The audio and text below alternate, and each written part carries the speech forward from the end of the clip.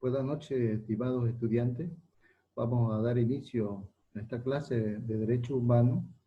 Eh, Hoy vamos a desarrollar un poco la historia respecto a la conformación del concepto de los derechos humanos. Todo conocimiento, o por lo menos toda disciplina, cuando trata un concepto, una definición o un término, más aún cuando se trata de una teoría, o un aspecto del conocimiento que corresponde a cualquiera de las disciplinas, eh, se hace no por una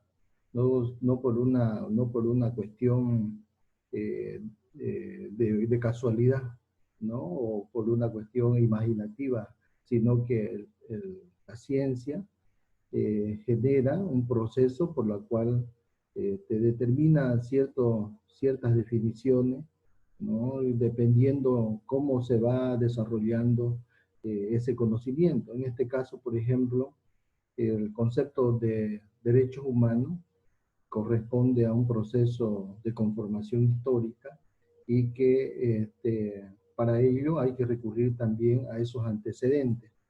En ese sentido, vamos a dividir la clase en dos partes. Una primera parte que abarca desde los orígenes, en la cual se empezó a tratar aspectos o elementos de justicia o de derecho, y hasta los aportes del cristianismo. Luego, a partir de ahí para adelante, hasta las proyecciones que tiene esta disciplina, eh, será para una segunda parte.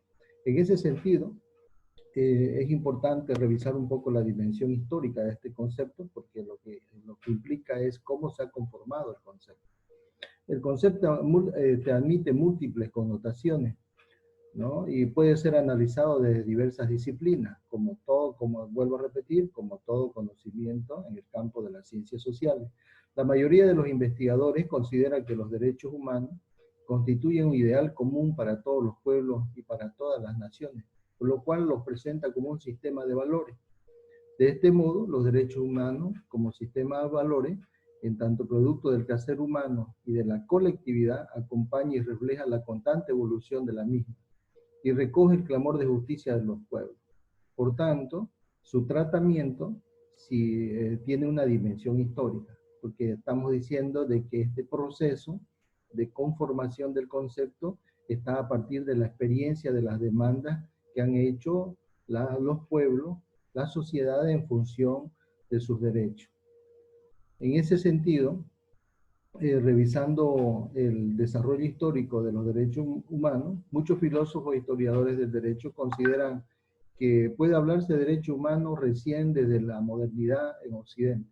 Esto quiere decir que a partir de la revolución burguesa para adelante, ¿no? O un poco más atrás de la conquista de América, por ejemplo, ¿no? La reforma protestante, la aparición de la imprenta, el renacimiento, la revolución burguesa y la revolución científica. Entonces, fíjense, hasta entonces las normas de la comunidad estaban concebidas con relación al orden cósmico. No había, en otras palabras, un conocimiento científico, o por lo menos un conocimiento sistémico que permite el tratamiento con mayor organización, con mayor sistematicidad al respecto. No dejaban espacio, por tanto, para el ser humano como sujeto singular, ¿no? El sujeto singular es aquel sujeto que tiene valor en sí y que el hecho de su individualidad no solamente tiene una significación en el componente social, sino que el mismo individuo como tal tiene,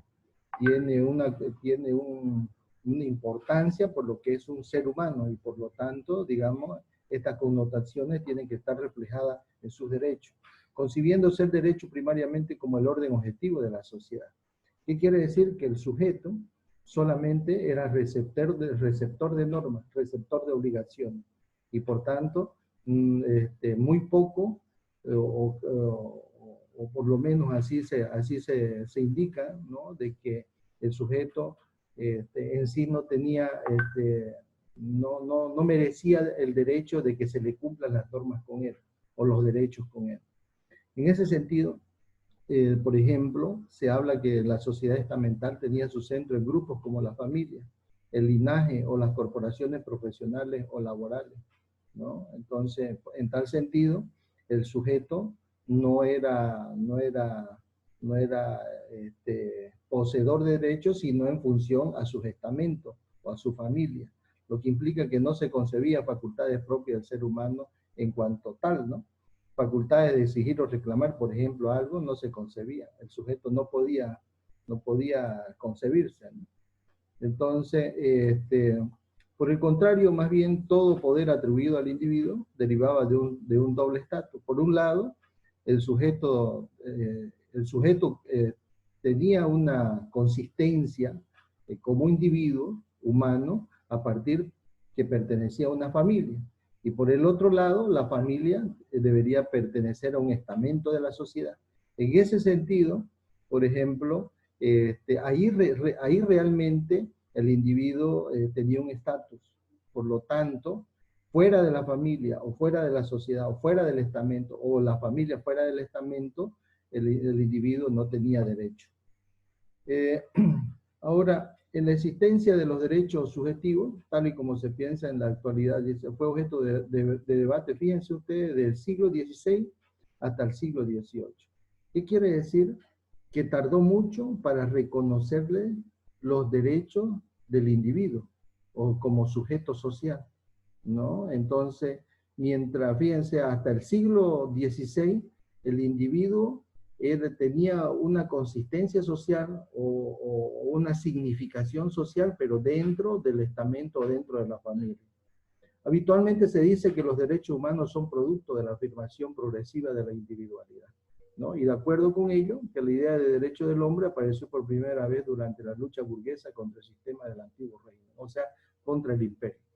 La Revolución Francesa alude a la revolución, como es la Revolución Burguesa, alude a la Revolución Francesa, que es donde se piden los derechos del individuo, derecho civil, derecho político, derechos económicos, derechos sociales, ¿no? Entonces, en función a esa revolución, se conquistó por primera vez estos derechos que son los derechos de primera generación y segunda generación, y que lo cual permitió poder darle sentido, significado en sí al ser humano en sociedad.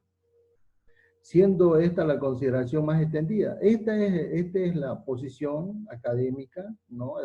Se puede decir, del fundamento académico en la cual aparecen los derechos humanos, o sea, que se constituyó o se conformó a partir de la Revolución Francesa o burguesa. Otros autores consideran que los derechos humanos son una constante de la historia y hunden sus raíces en el mundo clásico. Entonces, hay una posición que consideran que los derechos humanos nacen, en otras palabras, con la Revolución Francesa, con la Revolución Burguesa, pero hay otros que dicen, no hay que mirar ahí. Los derechos humanos tienen una significación más profunda, ¿no? En un proceso histórico que hay que revisar. Eso es lo que se plantea en esta exposición, ¿no? Por ello es que vamos a remitirnos a esos antecedentes históricos. Uno de los documentos más antiguos que se han vinculado con los derechos humanos es el famoso Cilindro de Ciro, que contiene una declaración del rey persa Ciro el Grande tras su conquista de Babilonia en 539 a.C. Ha sido valorado positivamente por su sentido humanista e incluso se lo ha descrito como la primera declaración de derechos humanos. Documentos medievales también modernos, como la Carta Magna inglesa de Juan Sin Tierra y la Carta del Mandén del Imperio Mandinga de 1222, se han asociado también a los derechos humanos. Vamos a revisar estas dos últimas declaraciones. Por ejemplo, la Carta Magna es una cédula o una declaración que el rey Juan Sin Tierra de Inglaterra otorgó a los nobles ingleses el 15 de junio de 1215, en la que se comprometía en esta declaración a respetar los fueros e inmunidades de la nobleza y a no disponer la muerte ni la prisión de los nobles ni la confiscación de sus bienes mientras que ellos no fuesen juzgados por sus iguales. Fíjense, aquí hay, en otras palabras, una otorgación y un compromiso, ¿no? Al hacer un compromiso había una otorgación de derecho a los nobles. Por otro lado, Fuga, o la Carta de Mandén, era la constitución del Imperio de Malí. Es una declaración que fijó las reglas básicas en las que se fundó el imperio con la intención de evitar la guerra y garantizar una convivencia armoniosa. ¿Cuáles fueron las críticas a estos documentos? ¿No? Si bien, digamos, en estas declaraciones, en estos documentos, habían compromisos de tratos iguales, aquí se van definiendo, o podríamos decir, van apareciendo definiciones como igualdad, como respeto, como justicia. La carta, pero sin embargo habían ciertas críticas al respecto, que no son derechos humanos en sí. ¿Por qué? Por ejemplo, en el caso de la Carta Magna, no puede considerarse una declaración de derechos humanos, se indica, ya que en esa época existen derechos, pero solo entre iguales, y no con carácter universal. ¿Para quiénes eran los derechos? Para los nobles, ¿no? Por tanto, esa igualdad de derechos no era universal, o sea, no era para toda la sociedad. No se predica la igualdad formal de todos los seres humanos, es lo que indicábamos. Lo mismo sucedía en el Imperio de Malí, cuya constitución oral, la Kaura Khan Fauga, refleja cómo la población se estructuraba según tribu de origen. Entonces, fíjense, al estructurarse en tribus, se está considerando que esos beneficios o esas reglas o esos compromisos de justicia o de derecho estaban relacionados para la tribu de origen, ¿no? No para las tribus conquistadas, ¿no? Entonces, estas consideraciones críticas en estas dos declaraciones también se extrapolan a documentos como, por ejemplo, en el caso de la Bula de Oro de Andrés II en Hungría en 1222, que también fue una declaración a favor de la nobleza. También en el caso de los dos documentos que firmaron los reyes de Aragón, ¿no? La confirmación Forum de Libertetum en 1283 y el privilegio de la Unión en 1287, que también son declaraciones de derecho a favor de la nobleza. En el caso de las cartas de libertad bávaras y declaraciones de libertad desde 1311, de lo que son ahora, de lo que hoy es Alemania, por ejemplo, también son cartas de libertades expresamente para la nobleza. También la feliz entrada de Brabante en 1356, lo que hoy es Francia, también es una declaración y un documento para nobles. En estos casos, dice, los derechos y libertades reconocidos pertenecen al ámbito de los pactos entre el monarca y los estamentos del reino. Aquí está la crítica, que solamente no eran derechos universales o derechos para todos, sino eran derechos para los nobles. En el caso, por ejemplo, de la Bula de Oro, ¿no? El privilegio de la unión, y en el caso de la feliz entrada de Brabante, no se trata en suma de derechos humanos, sino de derechos corporativos o de privilegios, ¿no? En el caso de la nobleza. Ahora, ¿cuál fue el aporte de la sociedad grecorromana? Sabemos de la importancia de la civilización humana, sobre todo en la civilización occidental, ¿no? En la Grecia antigua dice, en ningún momento se llegó a constituir una noción de dignidad humana, lo primero, frente a la comunidad que se pudiera articular en forma de derecho, ¿no? ¿Por qué? Sino que se extendió que las personas pertenecían a la sociedad como parte de un todo y eran los fines de esta los que prevalecían. O sea, el individuo, volvemos otra vez a esa crítica, lo mismo sucedió en la sociedad grecorromana, ¿no? El derecho individual estaba por debajo del derecho de la sociedad, ¿no? La única oposición a la tiranía, por ejemplo, se sustentaba en la apelación a la ley divina, para que veamos cómo los derechos individuales no correspondían, ¿no? Sino que correspondían incluso no solamente a la sociedad, sino a grupos privilegiados quienes eran los encargados, como el caso de los monarcas, o una clase gobernante de gobernar o poder ordenar la sociedad. Por ejemplo, como el Vito de Antígona, plasmado por Sófocles en su obra trágica con el mismo nombre de Antígona. Recordarán, esto es un ejemplo de cómo, por ejemplo, los griegos pedían la intervención, ¿no?, de la ley divina para poder hacer cumplir ciertos derechos individuales, ¿no? Que no había en sí un Estado o una sociedad gobernante que proteja el derecho individual. Esto es lo que sucedía, por ejemplo, cuando dice aquí la apelación a la ley divina. Esto es lo que, el ejemplo que da Sófocles, ¿no? En el mito de Antígona. En la mitología griega, ¿quién era Antígona? Era la hija de Edipo y Yacasta, y hermano de Ismene, Acle y Polinice. Ahora, estos dos hermanos se enfrentaron, ¿no? El primero ha sido enterrado con honores, mientras que el cadáver del segundo yace insepulto por orden de su tío, el rey Creonte. Antígona, que no puede permitir que esto sucedía, intenta enterrar a Polinice, siguiendo una ley divina. Aquí está, esto es lo que nos olvida subrayar, y por lo tanto moral. Creonte se entera y la condena a ser enterrada viva en su tumba. Ella decide darse muerte a sí misma ahorcándose. Fíjense. Y la tragedia continúa, ¿no? Porque al enterarse el prometido de Antígona, de que se había ahorcado, se había suicidado, también toma la decisión de suicidarse, ¿no? Y el padre del prometido de Antígona, al saber también de que se había suicidado su hijo, también toma la misma decisión. Entonces, toda una tragedia. Pero ¿cuál es el ejemplo acá que hay que tomar? Es que no había la protección al derecho individual. Y por tanto había una apelación, ¿no? Por ejemplo, dice a una ley divina y por lo tanto moral, ¿no? Entonces esto deja en descubierto que este tipo de sociedad, el individuo no contaba con sus derechos. La sociedad griega se dividía en tres, sigamos en el fundamento, de que en ese sentido, de la falta de los derechos individuales. La sociedad griega se dividía en tres grupos principales: los ciudadanos, los metecos extranjeros y los esclavos.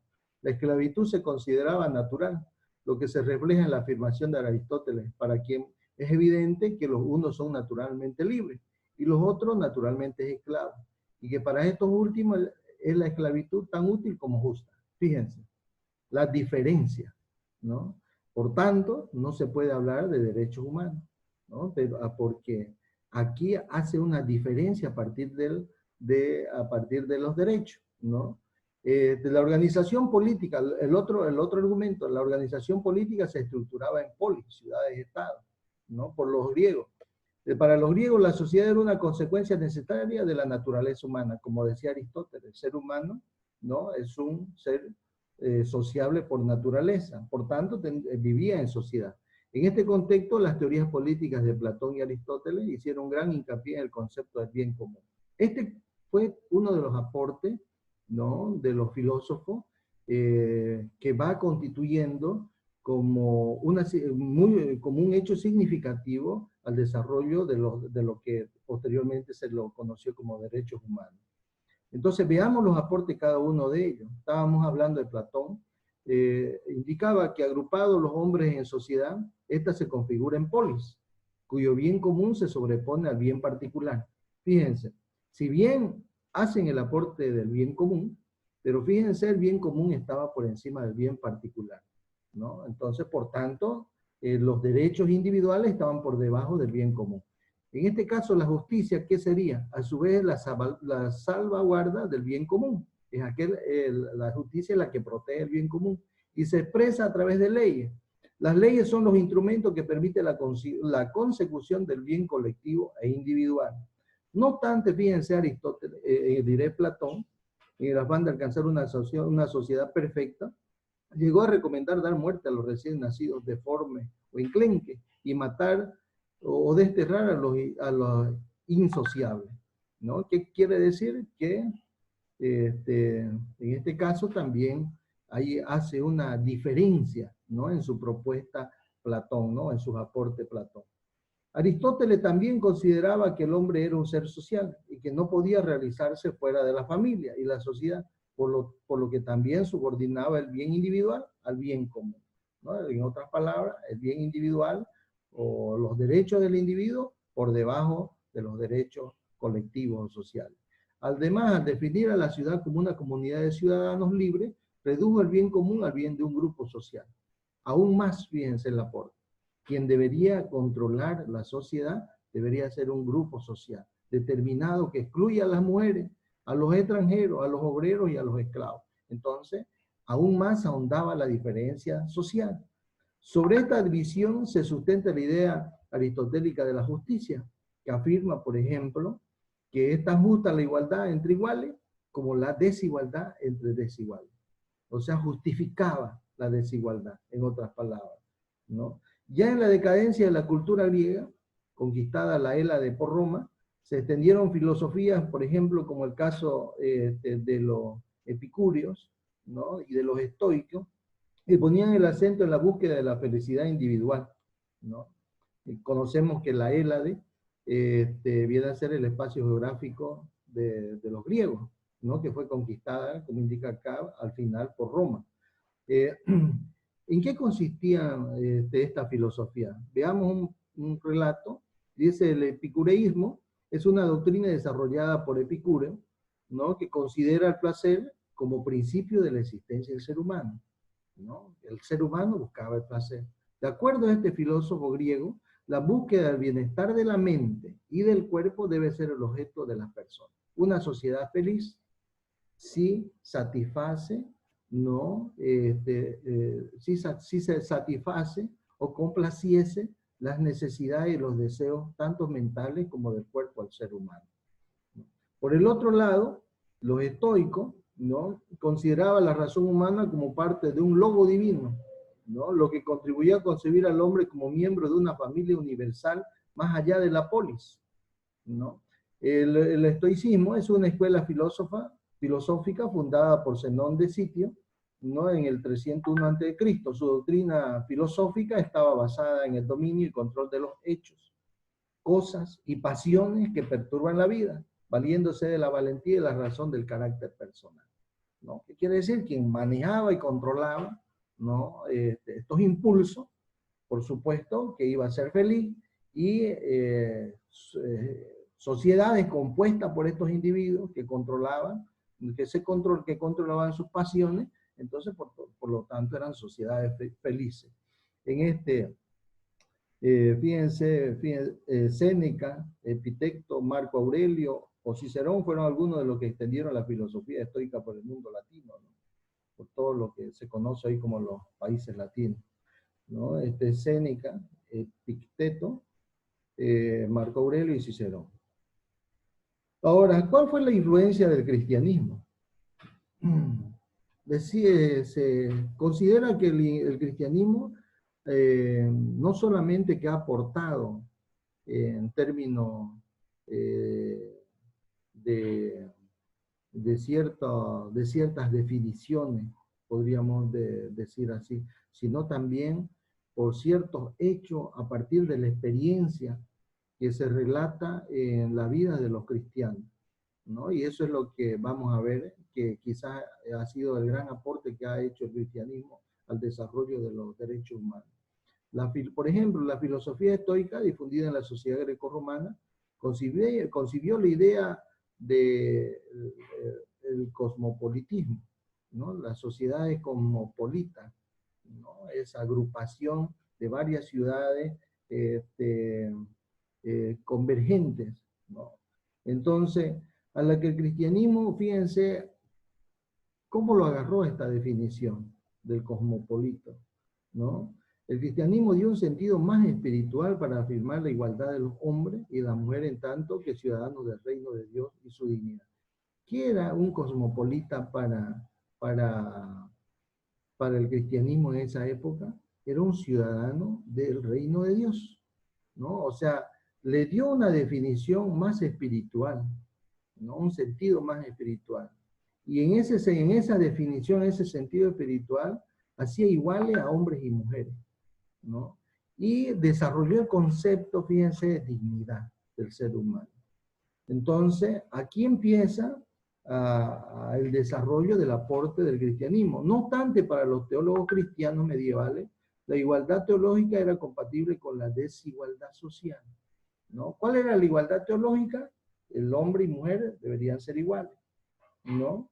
Pero así como era importante reconocer esta igualdad, ¿no? Ante Dios, pero también era importante reconocer la desigualdad social, que era algo como natural.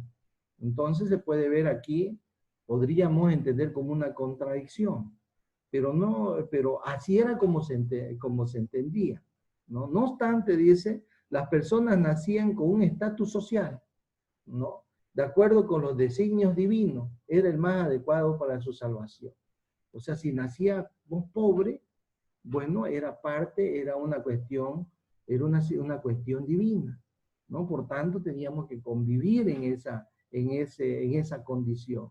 Si nacíamos en la clase alta, bueno, era también una condición divina, ¿no? Entonces que deberíamos vivir así y buscar la salvación de donde estuviéramos, en la condición en la que estuviéramos viviendo.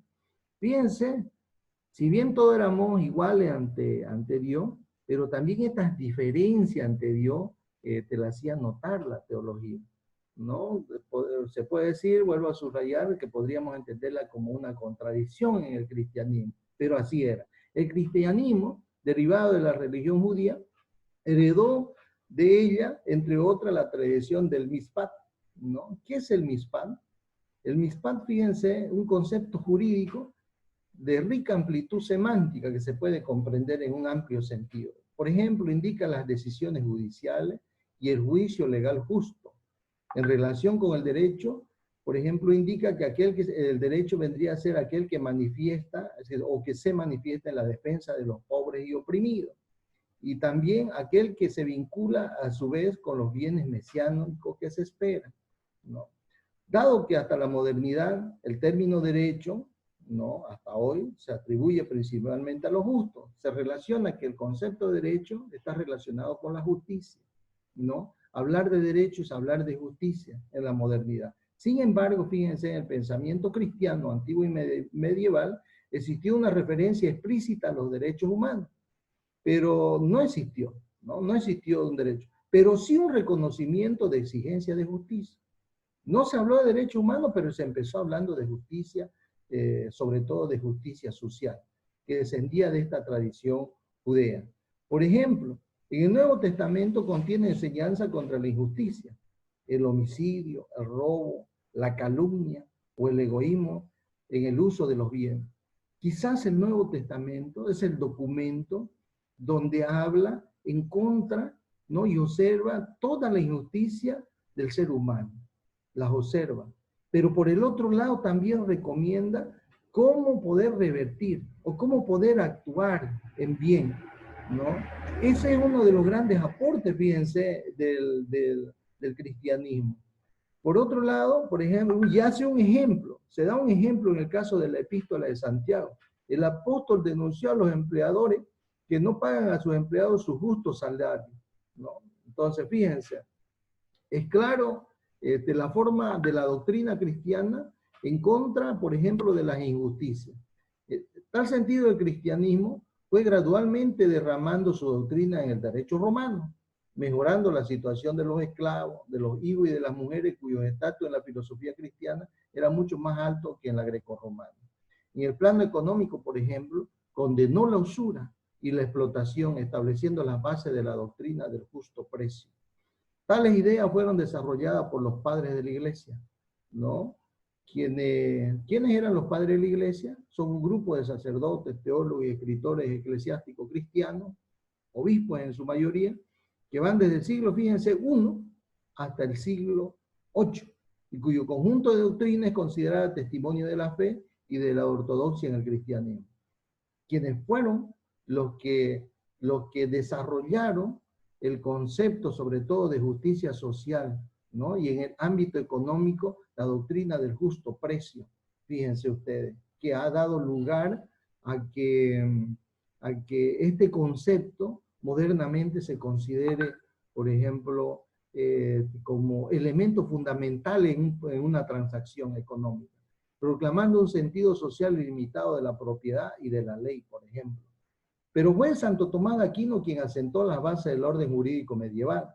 retomando la idea de Aristóteles y San Agustín, afirmando que existe, además del derecho positivo, determinado y establecido por los hombres, un derecho natural, propio de la criatura racional, que ningún hombre ni ningún gobierno puede desconocer, ¿no? Entonces aparece, fíjense, el derecho natural con San Agustín, reconociendo esas capacidades del individuo. La doctrina cristiana postulaba la existencia de dos reinos, el temporal y el espiritual, siguiendo la distinción hecha por Jesús de Nazaret. ¿Se acuerdan qué fue lo que expresó Jesucristo? Dad al César lo que es del César y a Dios lo que es de Dios. ¿Qué representaba esto?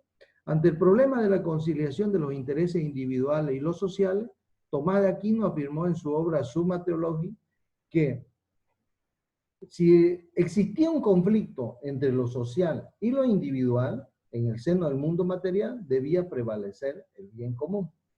Escuchen bien. Pero, por el contrario, si el conflicto afectaba la esfera íntima del ser humano en relación a su salvación, en ese caso prevalecía el bien del hombre frente al de la sociedad. ¿Entienden, no? Entonces, aquí lo que es del César, al César la cuestión material, pero lo que es de Dios, a Dios. En este ámbito, de existir un conflicto patente entre el derecho positivo y el derecho natural del pensamiento tomista, se desprende la existencia de un derecho de resistencia contra el arbitrio de los gobernantes. Fíjense. ¿No? Entonces, en otras palabras, se creó una barrera. Se creó una barrera contra no solamente el dominio, ¿no? Con todo lo que fue los atropellos de los gobernantes en la época, ¿no? Indicando que el ser humano tenía un derecho natural, ¿no? De vida, de convivencia, ¿no? De libertad, etcétera, ¿no? Ahora, a partir de, esta es la primera parte, ¿no? Estamos hablando, fíjense, resumiendo, estamos hablando de los aportes en la antigüedad, ¿no? Empezando, fíjense, hemos repasado desde la carta de Juan Sin Tierra, ¿no? Aún más las proclamas del emperador de Malí, ¿no? Pasando por todas esas declaraciones y por el pensamiento de los filósofos, ¿no? Griegos sobre todo, el romano, los aportes del cristianismo. Fíjense, hasta ahí es importante que ustedes consideren cómo fue el aporte a la conformación de los derechos humanos. Luego vamos a hablar en la próxima clase sobre esta conformación, previo a un trabajo que enseguida les voy a orientar, y a partir de ahí vamos a ver de lo que se conoce como el hecho en sí, donde se inicia el desarrollo moderno del derecho humano, ¿no? A partir de la revolución burguesa, a partir de la revolución social, ¿no? En la conquista de sus derechos. Y también vamos a hablar qué pasa, cuáles son las proyecciones de los derechos humanos, cuál es la contextualización, ¿no? En la actualidad, cómo se tratan los derechos humanos y cuál es la proyección que se hace. Ese es el desarrollo histórico y que vamos a continuar revisando para tener un concepto en su dimensión, para poder comprender no solamente su dimensión, sino la significación que se hace de él en la actualidad. Para concluir esta primera parte, voy a plantear la tercera actividad académica. Consultando material bibliográfico en el Internet, indiquen ustedes los aportes en la formación histórica del concepto de derecho humano, de las siguientes declaraciones, pactos, pensamientos y creencias. ¿De qué manera aportaron, en otras palabras, las siguientes declaraciones, aportes, etcétera? Por ejemplo, los aportes del Cilindro del Siglo, ¿cómo fue para los derechos humanos? Los aportes de la Carta Magna de Juan Sin Tierra, los aportes de la Carta de Mandén, los aportes de la Bula de Oro de Andrés II, los aportes del Privilegio de la Unión de 1287, los aportes de José Street de Brabante de 1356, los aportes de Platón, los aportes de Aristóteles, los aportes de Epicúreo, estoico y del cristianismo, ¿no? En función a eso, ustedes buscan en internet cada uno de estas declaraciones y de qué manera ustedes creen que han aportado al desarrollo de los derechos humanos. Por ejemplo, los aportes del cilindro de Ciro, ¿de qué habla?